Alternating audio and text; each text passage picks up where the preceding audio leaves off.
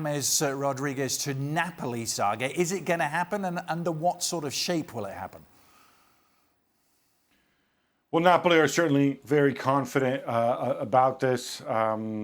You recall Real Madrid extended James's contract. So that's something that they did probably for accounting reasons, but they're very happy to let him go. The latest that it looks like it's going to be a loan with a low loan fee, but really the obligation to buy in a year's time. Ancelotti's worked with James before, and everybody's pretty excited about bringing him in there.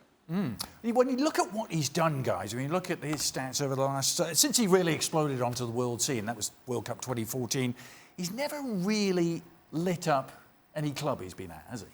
No, and why is that? Well, I think it's because the clubs he's been at are big clubs, and clubs that don't build the way they play around one person.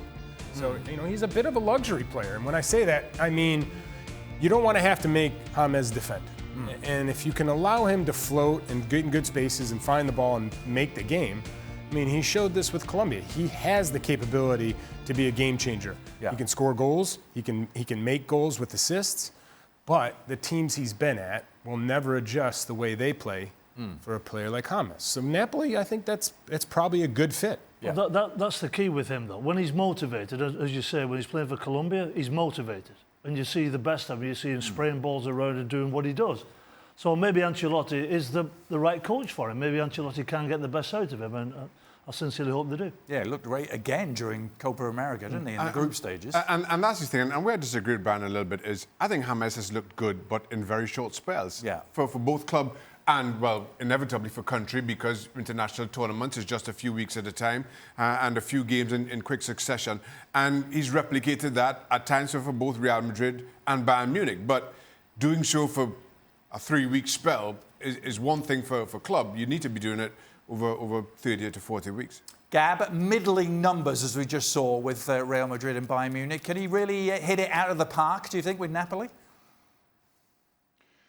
I think what's going to be really interesting is how Ancelotti uses him. Remember, he's played his best football in Europe at Real Madrid in his first season when it was a 4-3-3 and he was in that three-man midfield. And he was fantastic until, of course, he got injured, I think, early in the spring.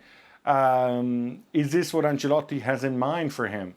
I don't know, but I mean, certainly Ancelotti has a rapport with him that very few managers actually have. And, for the Napoli fan base, you look at Costas Manolas is already in there, and they're convinced that with Koulibaly forms one of the best defensive partnerships in the world.